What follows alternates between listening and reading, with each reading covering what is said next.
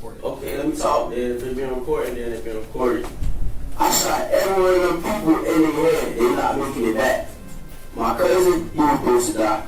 That dude that hit the club, oh yeah, he died. A lot of people were shot in the head, sir, and went back up right in front of my face. So, therefore, how the can you wake back up in front of my face after I shoot you? How are you gonna wake back up? Please. The recorder is on. Fine. If my words are captured, let them be. I put a bullet in every one of their heads. They won't return. Even my cousin had to go. It is haunting. He is dead. Many were shot in the skull, yet one rose right before me. How does a man stand back up after being shot? How is that even possible? A mother cried out that her son was no thug. What happened was an injustice. He was a working man on a break, due back at his job this very morning. He was warned to stay away, but his family's chaos drew him back in, purely senseless. These young men keep taking each other's lives for absolutely no reason. A massive criminal inquiry is now underway following a lethal shooting in Riviera Beach. Police report the suspect fired shots before attempting multiple carjackings near the main boulevard. It was a typical Monday evening, the hour when most people are returning home. Children were heading inside as neighbors sat on porches enjoying the final Florida heat. The peace was shattered by 18 rounds tearing through the Azure Estates apartment complex. When the gunfire ceased, one man lay dead and others were left broken. 4 victims were bleeding out, including a pastor caught in the sudden violence. Drivers were ambushed at the wheel before a stolen truck fled north on Interstate 95. The gunman remained entirely convinced that his violent path was the only option. The 20-year-old behind the trigger first murdered the very person who loved him. Tyrell Gibson was 20, living in West Palm Beach with a largely unknown past. The night's events revealed a young man who was clearly suffering a mental break. This doesn't excuse the act, but it forces us to ask how this went unseen. How does one reach this point? His cousin, John Halliburton III, was 25. To feel the weight of this tragedy, you must know who John really was. Raised in a stable home, his mother ensured he had every chance at success. She moved the family to Maine to escape the violence plaguing South Florida's youth. It worked for a while. John became a licensed welder with a steady career. He built a life, becoming a father to a baby girl just 1 month prior. He returned to Florida recently, perhaps believing things had improved or just feeling homesick. By all accounts, John was a hard-working new father doing everything right. That Monday, his younger cousin called him, claiming he was being harassed. Gibson said he was cornered, so John did what family does and showed up. He brought a bag containing a high-capacity firearm, unaware of the impending disaster. By 5:45, the tension at Azure Estates had reached a dangerous boiling point. A group had gathered, leaving Gibson feeling trapped and increasingly desperate. Whether the threat was real or a mental fabrication remains a mystery. Gibson reached into the bag, pulled the weapon, and opened fire on the crowd. Dillian Wright was shot in the head at point-blank range, dying instantly. Chaos erupted as the crowd scrambled for cover amidst the gunfire. John Halliburton tried to intervene and stop his cousin before more blood was spilled. He moved to help, but Gibson turned the gun on his own flesh and blood. John died at the scene, mere steps from the man he tried to save.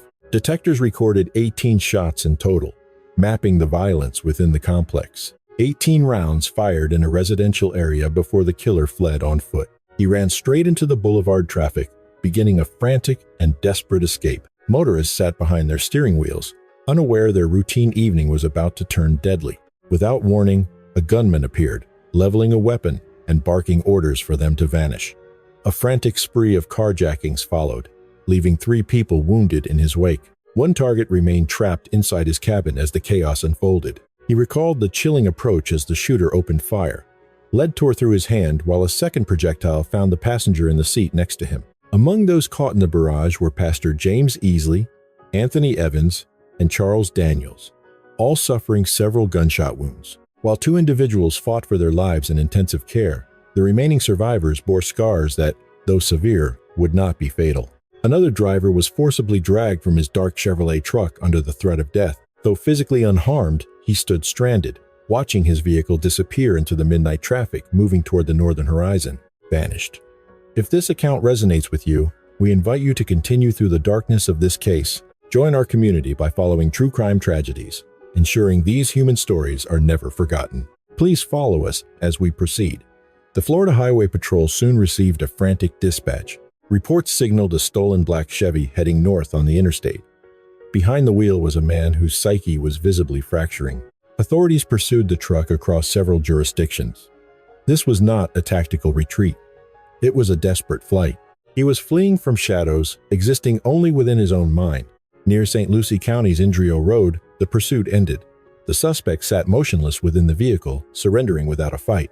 The arrest occurred before dawn. Tonight, our focus shifts to the unfolding chaos in Riviera Beach. A heavy tactical presence has descended upon the site of a violent multi-victim assault. With several injured parties confirmed, investigators have detained a primary individual for questioning. The violence spilled from the interior of Azure Estates onto the surrounding streets. Our field reporter has the current status of the probe. Conversations with the local police chief reveal 5 separate individuals were struck by gunfire during the incident. 1 life was lost, 2 remain in peril, and a final pair are expected to recover from their wounds. At this hour, 1 man remains in police detention. While officially labeled a person of interest, law enforcement strongly suspects him of being the lone gunman. Footage from the scene captures the night's intensity as we dissect the official police statement. The first shots echoed through Azure Estates around 6:15 this evening. A casual gathering in the common area reportedly dissolved into a heated physical altercation. The catalyst for the dispute remains unknown, but it ended when a weapon was drawn and discharged. Several bystanders were hit immediately, though this was merely the opening act of the night's carnage. After the initial assault, the gunman fled, initiating a series of violent carjacking attempts against passing motorists. He targeted those vehicles to facilitate his escape. Behind us sits one of the cars caught in the crosshairs of the shooter's desperate escape attempt. The assailant initially eluded capture before being intercepted in St. Lucie County. Formally, he remains a person of interest as detectives prepare for an immediate interrogation. Law enforcement has maintained a heavy perimeter here since the early evening hours. The investigation is expected to be lengthy due to the sprawling nature of the various crime scenes. The area remains locked down, leaving many residents stranded outside the police tape. Authorities estimate that neighbors will not be permitted to return to their residences until the early morning hours. The subsequent interview at the station would fundamentally alter the detective's perspective on the evening's events. The suspect spoke candidly, describing a chorus of spectral voices guiding his actions. These auditory hallucinations issued a singular, violent command: purge the world of demonic entities. To him, the bystanders, the motorists, and even his own blood relatives were no longer human. Within the warped reality of his mind, he was surrounded by monsters rather than men. He felt a profound, holy duty to destroy them, moving far beyond the scope of any gang-related conflict. No prior grievances or strategic planning existed. There was no rivalry to speak of before the first shot. The evidence paints a haunting picture of a man utterly consumed by a profound psychological collapse. Distorted visions and deep paranoia created a psychological fracture, entirely severing his world from the shared reality of those around him. Yet, one specific detail remains hauntingly difficult to process, regardless of how often the facts are scrutinized. He reached out to his cousin, John, requesting a specific bag, only to fire upon the very man who arrived to help. Regardless of the internal chaos consuming Gibson, the reality is that John Halliburton III is gone forever. A month-old infant is left fatherless. Meanwhile, Curtis Brown, a mother who moved her family to escape such brutality, now stands amidst the wreckage of the exact nightmare she had fought so tirelessly to prevent. Her subsequent public statement was devoid of anger, carrying a weight far more profound than mere rage. Her words held a heavy grief. She insisted he was no criminal and that his fate was a grave injustice. Her son was a working man on vacation, slated to return to his job this very morning. Instead, this occurred. She had previously warned him to avoid that specific location. However, his relatives lived within that area, truly mindless. A cycle of violence, claiming lives for reasons that remain entirely incomprehensible. She described an intelligent youth from a stable household with a promising path ahead of him. Then, she posed a question for which no explanation could ever truly suffice. She sought clarity on his final moments and the motive, demanding the truth she is rightfully owed. Closure will likely remain elusive. Those moved by John's narrative are encouraged to share this story. Such gestures keep these accounts alive. Consider subscribing to True Crime Tragedies for more investigations. Authorities progressed rapidly, as the evidence required very little effort to piece together from the start. Law enforcement apprehended Gibson that evening and secured the firearm involved in the incident. Acoustic sensors provided investigators with a precise, chronological blueprint of the gunfire erupting within Azure Estates. Video evidence and witness accounts across several scenes forged a trail that was impossible to refute. The central mystery for detectives was never the shooter's identity, but rather his underlying motivation. They scrutinized how Gibson's mental state would impact court proceedings, noting his vivid and persistent delusions. His visions were specific, involving spectral figures and auditory commands that dictated his actions.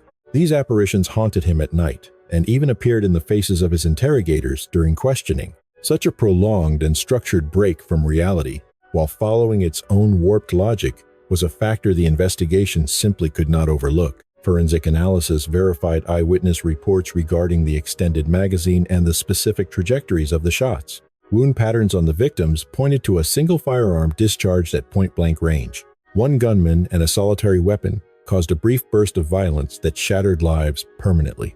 He reached out to his cousin, John Halliburton, asking him to deliver a backpack containing a handgun. Upon receiving the weapon, Gibson claimed he had to purge demons before shooting his cousin and others. The suspect displayed a chilling lack of regret, stating he felt no guilt for the shooting, involving his relative and the other victims. Ultimately, 2 people were shot inside the Azure complex before Gibson fled the scene. He then reached Martin Luther King Boulevard, where he engaged in a violent attempt to hijack a car. During the struggle, 3 more individuals were shot as he successfully seized a vehicle and sped away. State troopers eventually intercepted Gibson on Interstate 95 within St. Lucie County. Following his return to Riviera Beach, he provided a full confession during the police interview. Legal charges against Gibson include 1 count of premeditated murder in the first degree, 4 attempted murder charges, and armed carjacking, while the investigation remains active and ongoing. Police operations continue as the community begins the difficult journey toward emotional recovery. Officials expressed gratitude for public support before opening the floor to media inquiries. A reporter questioned if the fatality occurred inside the residential complex or during the carjacking attempt. Gunfire erupted within the residential complex. The suspect's own relative was present as investigators sought updates on the casualties. Several victims remain in critical condition. Authorities are currently monitoring their medical status to determine if they will survive. 2 individuals are still fighting for their lives.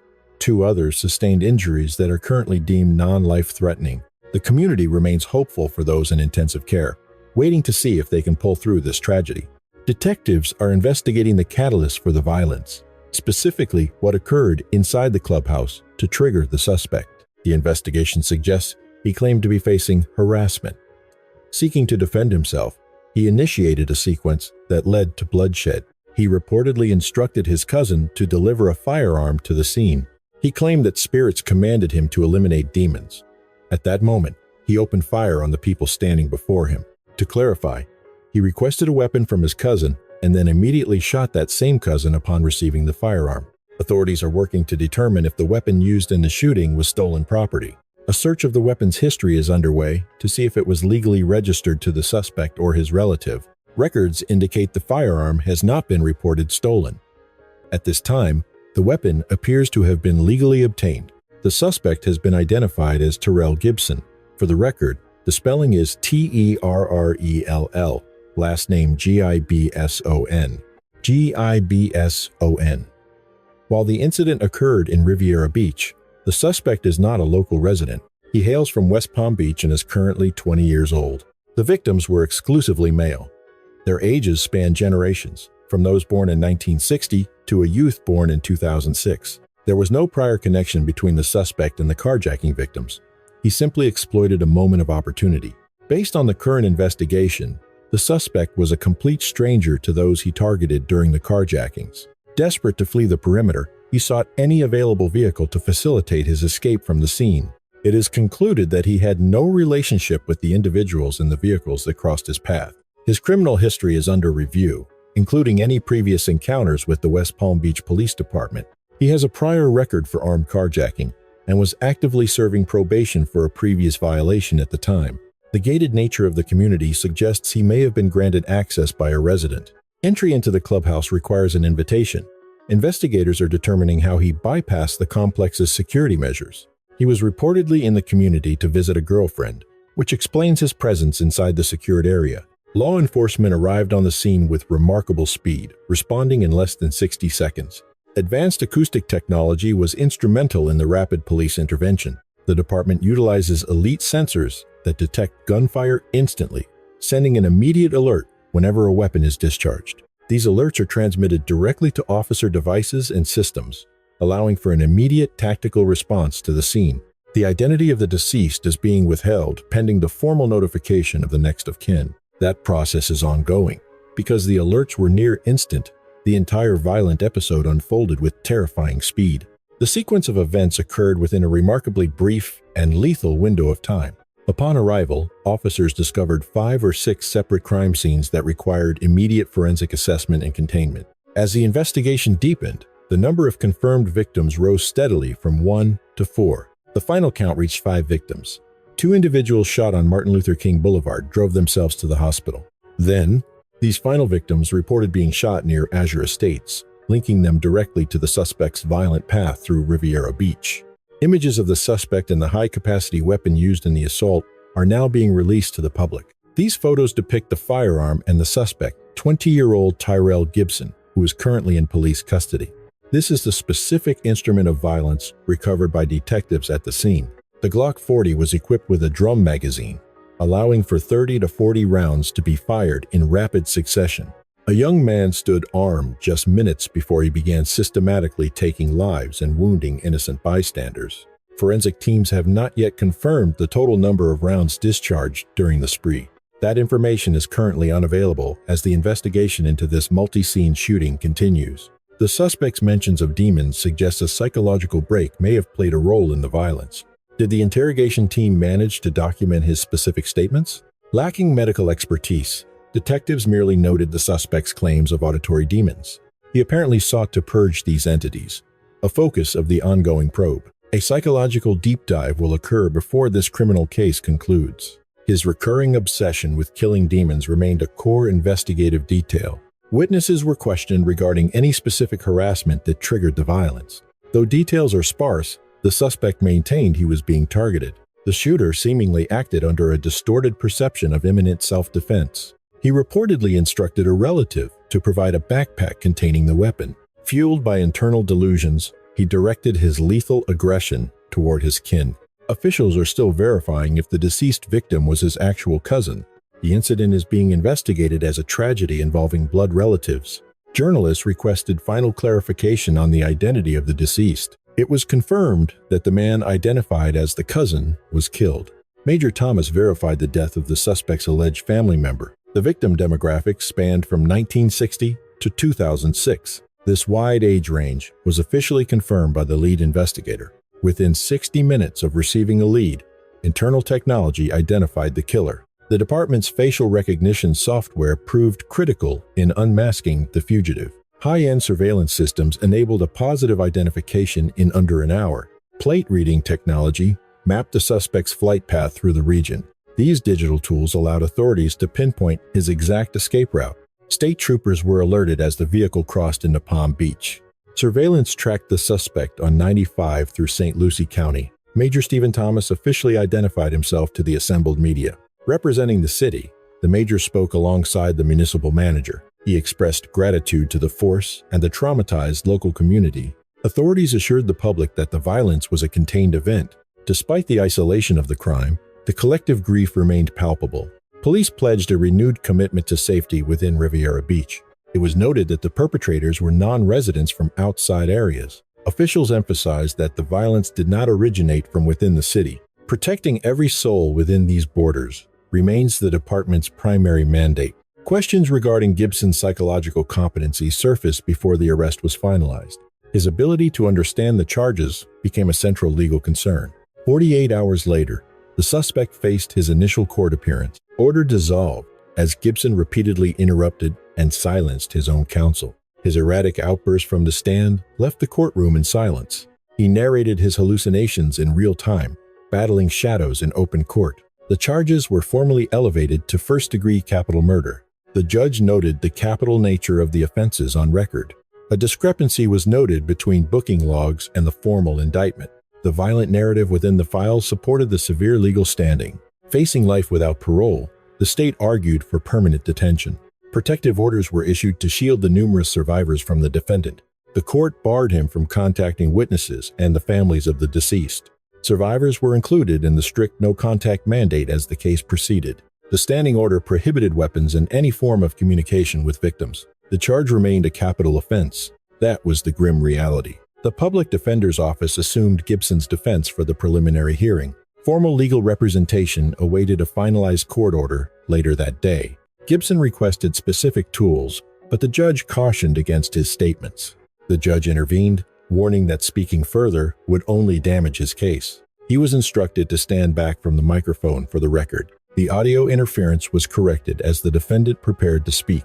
Gibson claimed he was plagued by persistent and unsettling visual hallucinations. He complained that the officers present refused to acknowledge his unseen struggle. He noted that one particular officer from the previous night seemed sympathetic. He questioned the legality of jailing someone battling invisible, spectral forces. He recounted a surreal experience involving 3 phantom cars on the highway. Despite his speed, the 3 vehicles remained constant in his vision. He claimed that accelerating revealed an empty road, save for himself. Then, the 3 cars would manifest again in a rhythmic, haunting sequence. Gibson insisted that the reported fatalities were merely a fabrication. When told of one death, he countered that he shot everyone. He demanded to address the judge directly, dismissing his legal counsel. He coldly confessed to shooting every victim in the head with finality. He confirmed his cousin's death was an intended and successful outcome. He expressed shock that victims could survive point-blank shots to the brain. He demanded an explanation for this perceived impossibility from the bench. He maintained that surveillance footage would prove his companions were real. He recalled sitting calmly on a bench with a relative named Elmo. He ignored his lawyer entirely, claiming he could no longer hear him. He brushed off warnings, needing to unburden his soul before the court. The court urged him to reserve these confessions for his private attorney. Gibson bluntly stated he had no use for professional legal representation. He begged the judge to silence his own lawyer so he could speak. The judge explained the lawyer was his only protection against the law. He reiterated that he was locked in combat with an invisible adversary. He claimed the entity was watching him even now in the courtroom. The judge noted that an attorney would soon evaluate his mental competency. He suddenly voiced a paranoid objection to the presence of the camera. His counsel would eventually file motions regarding his state of mind. The court insisted these psychological issues were for a later proceeding. He then brought up a previous firearm incident involving Stony Brook. The judge attempted to halt the flow of incriminating details. Gibson dismissed the warnings, determined to speak his perceived truth. He focused his entire confession on the judge, ignoring everyone else. With the defendant's heart laid bare, the judge ended the proceeding. Bond was officially denied. He claimed the darkness from that night was still visible, manifesting right there within the courtroom gallery. Initially, he denied any loss of life, only to immediately pivot, confessing to firing lethal rounds into the victims' heads. He spoke of his cousin's death and a chilling delusion where his victim supposedly regained consciousness before his eyes. The bench mandated psychiatric evaluations to determine his fitness for trial. Gibson faces first-degree murder for John Richard Halliburton III's death, alongside 4 counts of attempted first-degree murder. Additional charges include armed carjacking and various felonies stemming from the violent sequence in Riviera Beach. Incarcerated without bail, he faces a grueling and protracted legal odyssey. His mental stability will dictate the proceedings, leaving it uncertain if he will ever face a traditional jury. The prospect of a jury weighing the full gravity of his actions remains an open question. The only certainty is the wreckage, a body count, and a grief that lacks a scheduled court date. 25-year-old John Richard Halliburton III was a licensed welder and a father to a 4-week-old daughter. He arrived at the apartment complex, responding to a cousin's desperate plea for assistance. He was a man who showed up, a tragic irony that serves as the story's cruelest anchor. The horror lies not in the boulevard's chaos or the sheer scale of violence. John's altruism led him to the crosshairs. Untreated psychological decay rarely remains silent. It inevitably finds a way to scream. When a young man consumed by internal voices reaches his limit with a loaded weapon in a crowded space, tragedy is inevitable. The ultimate price is rarely paid by those who caused the suffering, but by the innocent. Victims include ministers returning from work and unsuspecting bystanders. Ordinary people at traffic lights and a concerned cousin, Riviera Beach continues to grapple with the aftermath. Families endure the void while a young girl begins a life without the presence of her father. She will possess no memories of his voice, only a narrative she must eventually reconstruct from those who loved him. This is the true toll of that Monday evening. Not a headline, but a human life extinguished. Several paths were permanently altered in mere minutes, a catastrophe that perhaps could have been averted with earlier intervention. If John's story resonates with you, and if you believe his legacy deserves more than a fleeting headline, take action. Join True Crime Tragedies and leave his name in the comments below. Share this account to ensure these real people are never reduced to mere shadows in the public memory. We will return very soon. The Echo of Silence, a lesson in love and vigilance. Behind every headline is a heartbeat, and behind every tragedy is a silence that should have been a conversation. The story of John Halliburton III is not just a police report. It is a gut-wrenching reminder that love, when met with untreated darkness, can lead to the ultimate sacrifice. John was a man who showed up. He answered a cousin's plea for help, only to fall victim to a mind fractured by unseen demons. This tragedy teaches us a haunting truth. Psychological decay never remains quiet forever. It eventually screams. When we ignore the whispers of a mental health crisis, we risk a roar that shatters entire communities. We owe it to the fathers who won't come home and the daughters who will grow up in the shadow of what if to break the stigma.